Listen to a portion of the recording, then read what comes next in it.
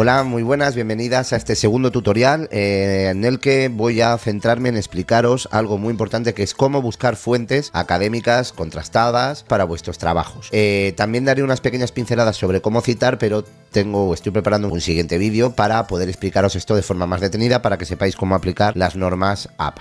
Lo primero que os tengo que decir es que hay un problema año tras año que coincide que hay como 3 errores que cometéis los alumnos a la hora de hacer los trabajos. El primero de ellos es, utilizar páginas sin autor. Encontramos páginas en las que, hay información de todo tipo, no tienen autor, no se puede contrastar si esa información es verídica o está bien o no, y entonces, lo que hacemos es la ponemos igual. Otro de los errores comunes es usar información que encontramos por internet, pero no citar la fuente. Esto está mal por 2 cosas. Primero, porque va a reducir y va a afectar a la credibilidad de tu trabajo, y segundo, porque además estás robando ideas que no son tuyas. Esto se llama plagio y a lo mejor en este nivel en FP no os vamos a pasar, o sí, yo tengo la posibilidad de pasarlo por Turnitin, que es un programa de antiplagio y demás para poderlo ver, pero no es una cosa que vayamos a sancionar a menos que nos dé mucho tufillo a copia-pega. Pero en principio en este nivel no, pero es importante que sepáis, esto es robar el trabajo de otra persona y entonces no es honesto. A ver, en nuestros trabajos podemos utilizar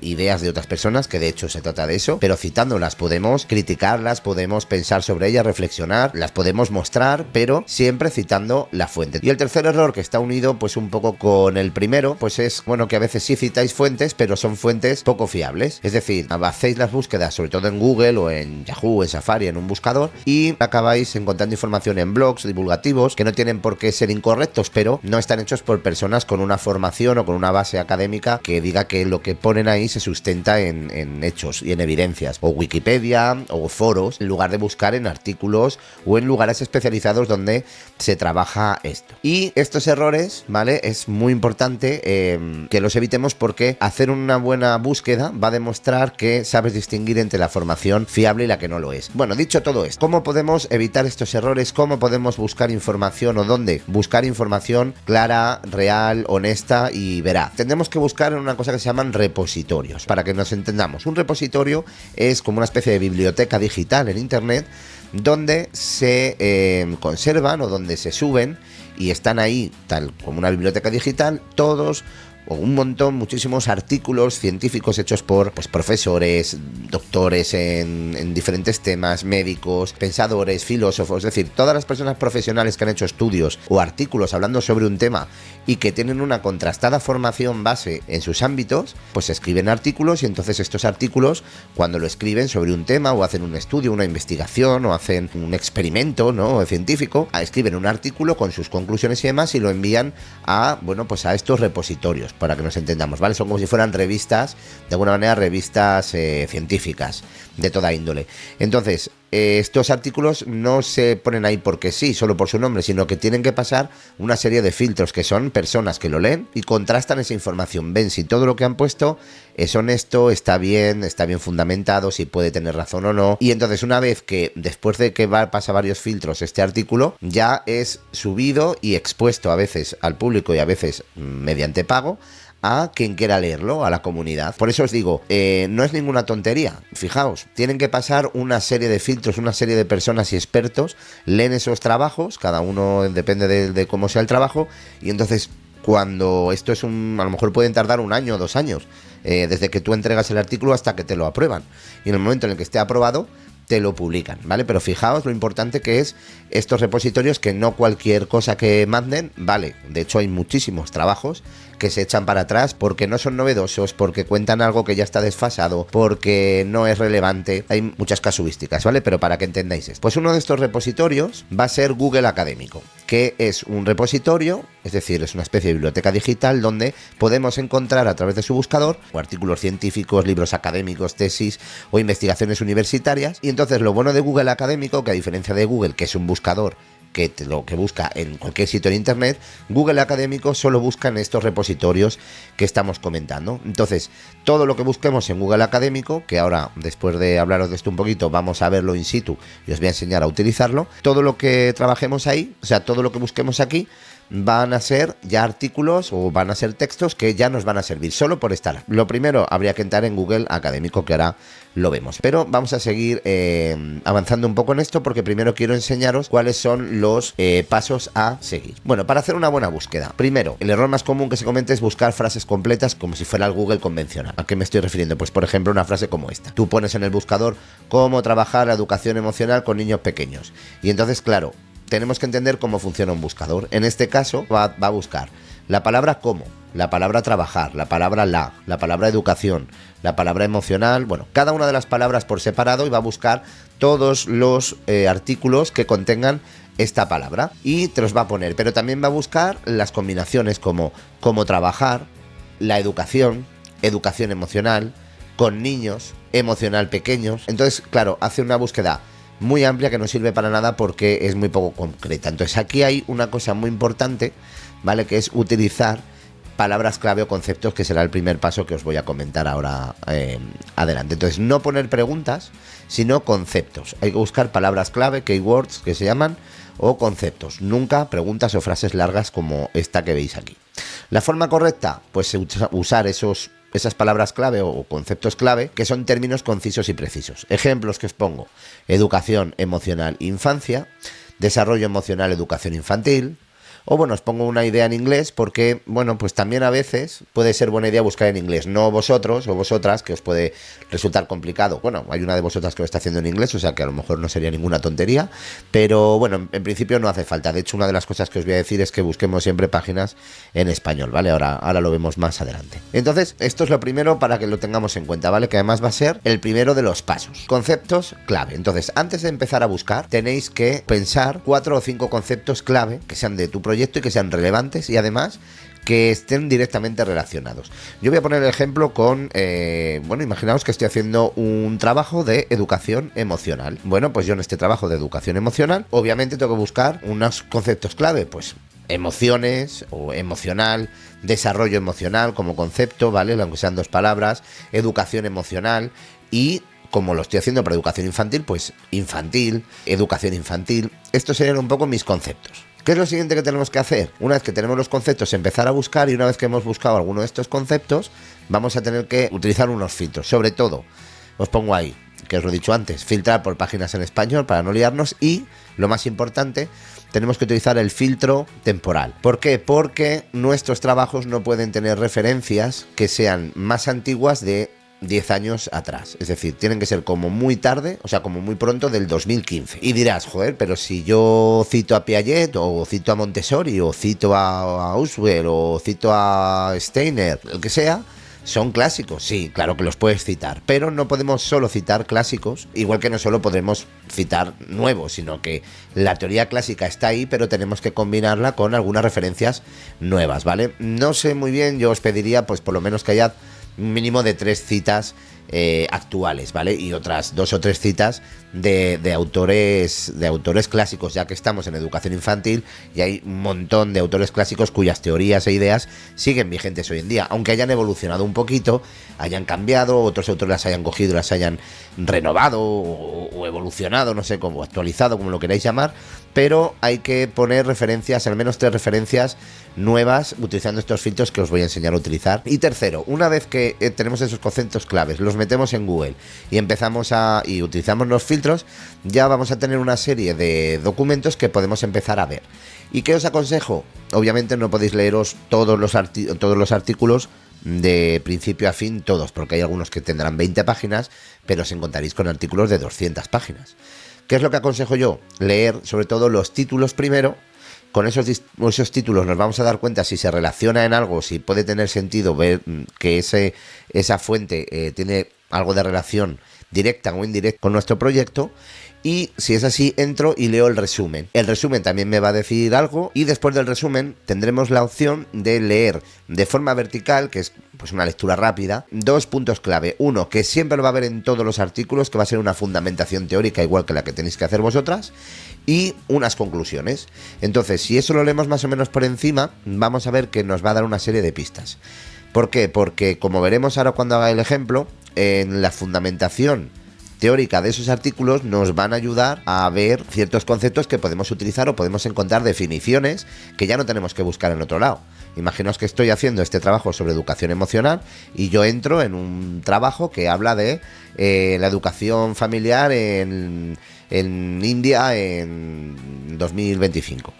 Vale, y tú puedes decir, pues no tiene nada que ver porque en India es diferente. Ya, pero yo si entro en ese y yo leo y en su fundamentación teórica me viene, como debería venir, una definición de emociones, de desarrollo emocional, de las etapas de las emociones, porque eso es igual en toda fundamentación, las etapas del desarrollo van a ser las mismas, que vienen de donde vienen. Entonces me va a permitir coger una serie de definiciones que me van a ayudar en mi trabajo. Por eso, aunque no tenga realmente una relación directa con lo que tú vas a hacer, conviene echarle un ojo porque podemos sacar más información. Bueno, vistos estos 3 pasos, también quiero deciros, que ahora lo vamos a ver cuando haga el ejemplo, que hay una parte en la que podemos ver el número de citaciones, y esto es importante porque cuantas más veces haya sido citado ese mismo artículo, pues digamos que más nos transmite fiabilidad. Es decir, si mucha gente en otros artículos ha utilizado ese artículo para decir cosas como vais a hacer vosotros y vosotras en vuestro trabajo, bueno, pues esto quiere decir que pues debe ser un buen artículo. Entonces eso nos da pistas a que, bueno, pues podemos cogerlo y leerlo un poco más a fondo. Y bueno, también os voy a explicar ahora, cuando ya pasemos a utilizar Google Académico, quiero que veáis que tenemos un botón debajo de cada propuesta que se llama citar, donde podemos ver la citación en APA, que es la que vamos a tener que utilizar. Por ejemplo, esto puede ser una citación: Vizquerra R, año 2000, educación emocional y bienestar. Praxis. Eso es, empieza por el apellido del autor, coma, la inicial de su nombre, punto, el año de publicación entre paréntesis, luego el nombre del artículo y después, por último, la editorial. Más o menos, esta es una forma. Hay varias porque depende si es una revista, pero bueno, esto ya, como os digo, lo haré en otro vídeo más tranquilo, ¿vale? Pero que sepáis que también, ahora, como veremos, a través de Google vamos a encontrar la manera de poder citar. Bueno, y ahora ya vamos a pasar a ver o a trabajar directamente, con Google Académico. Mirad, para entrar en Google Académico lo único que tenemos que hacer es pues poner en Google Académico, nos va a salir aquí y entramos. Y vais a ver que es un buscador como cualquier otro, ¿vale? No tiene mayores diferencias porque tiene una barra de búsqueda. Bueno, pues aquí es donde tenemos que poner nuestras palabras, nuestros conceptos clave que hemos hablado, ¿vale? Entonces imaginaos, voy a poner desarrollo emocional infantil, ¿vale? Yo pongo estas 3 cosas, bueno, y me salen aquí, pues ya un montón de, ¿veis? De hecho, aquí arriba dice aproximadamente 858.000 resultados me ha dado, solo poniendo estas palabras.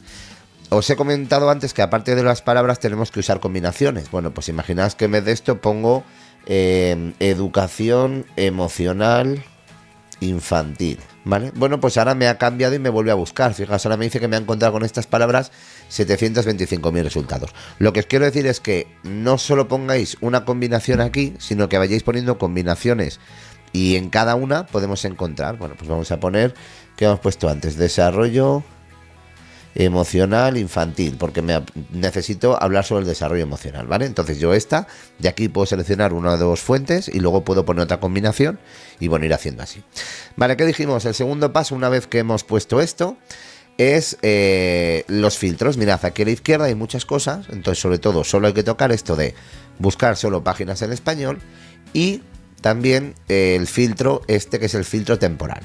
Entonces yo, como os he dicho que tienen que ser como máximo 10 años atrás, podría utilizar, por ejemplo, para asegurarme, pues solo los que se han publicado este año 2026, que solo llevamos 3 meses. Pues fijaos, 3.600 resultados. Ya, o sea, no llevamos ni 3 meses, estamos empezando marzo y ya hay 3.000 artículos, ¿vale? Sobre el desarrollo emocional infantil. Entonces, claro, a lo mejor puede que en alguna de vuestras propuestas no salgan tantos y esto os pueda dar problemas, porque, joder, pues sale o no sale ninguno. A mí a veces me ha pasado muy pocas, pero alguna vez buscando un tema muy concreto que me ha salido 0. Entonces, bueno, yo lo que os aconsejo es que vayamos aquí a esto que pone intervalo específico y entonces simplemente nos aseguremos de poner aquí desde 2015 hasta 2026 y le damos a buscar. Y ahora, ¿ves? Ahora me salen unos 47.000 resultados. Es decir, Antes no habíamos puesto nada, eran todos desde que esto empezó, y entonces había como unos casi 800.000 artículos. Y ahora hemos reducido a 47.800. Y ahora viene el tercer paso que os decía, leer. Una vez que ya hemos seleccionado todo esto, ahora tenemos que leer los títulos, ¿vale? Y luego, pues si nos interesa un poco los títulos, entrar y ver todo el tema de los resúmenes y algunas partes de estos trabajos. Entonces, bueno, yo puedo ver aquí, veo que habla mucho de cuentos infantiles y su rol. Bueno, si mi trabajo no va a ir sobre cuentos infantiles ni cosas así, pues a lo mejor no me interesa. Pero bueno, voy a ver, mira, por ejemplo, este dice desarrollo emocional creativo en educación infantil mediante las artes visuales y la música. Bueno, a lo mejor imagínate que mi trabajo va por ahí, no lo sé. Pero bueno, me puede servir, pero bueno, por el título, pues sé que habla de desarrollo emocional y además habla creativo en educación infantil y utilizando pues cosas que se suelen utilizar, que es el arte visual y la música, ¿no? Es música, cuentos, pictogramas, bueno, pues puede tener sentido. Voy a verlo. Además veo que es del año 2017, luego entra dentro de lo que está estipulado y bueno, si os fijáis os dije, mirar por cuánta gente ha sido citado. Aquí me dice que 60. Bueno, más o menos, hombre, ya son 60 personas, ¿vale? Aquí abajo estoy viendo uno, por ejemplo, que son 314, ¿vale? Que ya son más. Obviamente este será mucho más fiable, pero vamos a ver este, que me ha llamado la atención. Entonces yo entro, ¿vale? Aquí habrá veces que se descarga, que a mí se me ha descargado aquí, aunque no lo estéis viendo ahora, pero bueno, se me ha descargado aquí, ¿vale? Este artículo. Pero a veces, en lugar de descargarse, se abrirá otra página porque te llevará a uno de esos repositorios que os hablaba en un principio. Luego hago un ejemplo para que veáis también ese repositorio. Entonces, bueno, nos ha abierto este artículo. Lo primero es que veo es que, bueno, en esta investigación se pretende demostrar que utilizando lenguajes de artes y música se obtienen beneficios que contribuyen a la formación integral del alumnado. A través de esto se puede trabajar de manera transdisciplinar y significativa la emoción, bueno, un montón de cosas. Y nos dice, los resultados apuntan a que las artes visuales y la música son necesarias para proporcionar un desarrollo integral del alumnado y de manera transdisciplinar permiten trabajar todo tipo de conocimientos y sentimientos. O sea, está hablando de cómo la música y el arte puede trabajar y es muy importante trabajar la educación emocional. Entonces, bueno, si yo estoy haciendo un trabajo sobre educación emocional, me puede venir bien. Vamos a verlo. Voy a seguir bajando ya. Pero bueno, para que veáis, en su fundamentación, ¿vale? Pues ya nos empieza a contar aquí cosas. Por ejemplo, los conocimientos nombrados han ido evolucionando hasta concretar y aceptar que el ser humano no posee un solo tipo de inteligencia, sino varias. Y nos hace aquí una citación. Garner, 94, bueno, pues este es su famoso libro, Inteligencias Múltiples, ¿vale? Entonces ya nos está aquí citando a Garner, que bueno, ya veremos también que es una forma de citar esta, ¿vale? Y además dice, lo expresa del siguiente modo, y aquí, como es una cita literal, que esto ya os lo explicaré, nos pone la página en la que aparece de su libro. Los seres humanos han evolucionado para mostrar distintas inteligencias, bla, bla, bla, bla. Bueno, y esto ya es cosecha de los autores que dicen, han ido evolucionando hasta concretar y aceptar que el ser humano no posee solo un tipo de inteligencia, sino varias. Esto quiere decir que aparte de la inteligencia cognitiva, matemática, no sé qué, lo que está yendo es hablar de que existe una inteligencia emocional. Bueno, ya veo que va diciendo cosas que me puede servir, ¿vale? Y bueno, pues aquí sigue hablando de Garner, pero luego, por ejemplo, nos mete otro autor, Vizquerra, ¿vale? Vizquerra, que también es muy importante, es un autor educativo muy importante, y nos habla de las emociones positivas. Bueno, aquí llega el punto en el que yo os voy a contar una cosa que os tenía que haber contado antes, que es la siguiente. Para hacer nuestra fundamentación teórica, y a lo mejor tendría que haber empezado por aquí, pero bueno, solo el aquel o aquella que ha llegado hasta este punto escuchará esto. Tenemos dos formas de hacer, ¿vale? Una que es la difícil, que es leo varios artículos, saco conclusiones y de ahí redacto un texto. Y redacto un texto con esas conclusiones y con lo que yo haya leído y extraído. Y la otra opción es, vosotros escribís un texto, utilizáis herramientas que queráis para haceros una estructura de qué es lo que tenéis que hablar, de qué puntos clave, y lo redactáis. Y luego para argumentar, pues lo que vais a hacer es citar alguno de estos artículos que os estoy enseñando a buscar. Entonces esto es una idea. Yo, por ejemplo, si quiero digo algo sobre las emociones y aquí encuentro, por ejemplo, esta cita, ¿vale? Que bueno, que esta es más antigua, pero bueno, es Vizquerra, que es un autor de referencia. Pues yo puedo utilizarla, si yo ya tengo mi texto hecho, simplemente tengo que incorporar algunas referencias. Y simplemente decir, bueno, pues esta idea, según decía Vizquerra, o según decía este artículo que estoy leyendo, que este artículo será de Botella, ¿vale? Pues el primer según Botella Nicolás, en el 2017, el desarrollo emocional y creativo en la educación infantil es muy importante y se puede trabajar mediante las artes visuales y la música. Y entonces así voy complementando y voy poniendo citas y referencias a mi trabajo, pero me evito ese primer trabajo tedioso de tener que leer mucho y sacar conclusiones. Es decir, repito, si habéis llegado hasta aquí, la mejor forma o la más rápida que podéis hacer para hacer vuestra fundamentación teórica es primero vosotros hacer una estructura de qué es lo que tenéis que buscar, qué tipo de ideas, ¿vale? Haceros un esquema, decir, vale, voy a hablar de esto, esto, esto y esto, y poner vuestras ideas. Y luego tenéis que refutar esas ideas o citar a gente autores o libros o artículos que fundamenten y que argumenten eso que estáis diciendo. Bueno, pues para eso sería esta parte. Si yo he puesto algo sobre educación emocional, voy a buscar, como os estoy enseñando, educación emocional en Google Académico, y cuando encuentre un artículo que más o menos esté hablando de lo que yo ya he puesto en mi trabajo, lo puedo citar. Esto es una pequeña trampa que os cuento, pero que os va a ahorrar muchos problemas y mucho tiempo de leer, aunque lo mejor es leerse, porque de verdad que a veces se encuentran artículos, bueno, yo lo digo como persona ya mayor y profesor y eso, pero de verdad que a veces se encuentran artículos muy curiosos y muy interesantes. Ir viendo aquí en la fundamentación teórica, pues ves la inteligencia de las emociones, educación artística, bueno, te va poniendo cosas. De aquí podemos sacar diferentes ideas, pero a lo mejor este no es el más acertado y podemos buscar otro, como este que tengo aquí, desarrollo emocional de la infancia, un estudio sobre las competencias emocionales de niños y niñas. Fijaos, este ha sido citado por... no, mira, voy a ir a este mejor. Además, sí. Este ha sido citado por 382 personas. Es decir, hay otros 382 artículos en los que se ha citado a este. Eso me quiere decir, ostras, este artículo para hablar de inteligencia emocional en la educación infantil tiene que ser importante. Y además el título me dice aportes para la educación de la inteligencia emocional desde la educación infantil. Si yo estoy haciendo un proyecto que es para trabajar la educación emocional en un aula de educación infantil, lo tengo a huevo, ¿vale?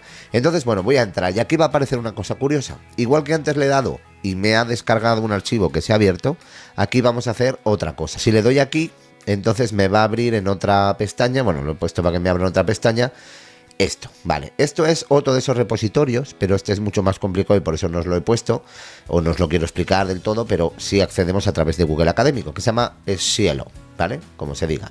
Entonces, este es otro, además es, bueno, sobre todo de índole latina me parece, pero bueno, nos sirve igual. Entonces, ¿qué ocurre? ¿Qué nos lleva a esta otra página? Y aquí tenemos una cosa muy interesante, bueno, aparte que tenemos aquí, podemos descargar el PDF, ¿vale? Nos tiene, bueno, esto, y aparte lo tienes por aquí que también te puede servir. Y bueno, pues lo mismo, leeríamos el resumen, a ver qué nos dice, que bueno, que ya me lo he leído, ya os digo, bueno, pues qué puede ser. Pero tenemos otra cosa y es con esto con lo que voy a terminar este vídeo para que no se haga más largo, que ya se está haciendo un poquito largo. Que es como citar. Mirad, aquí...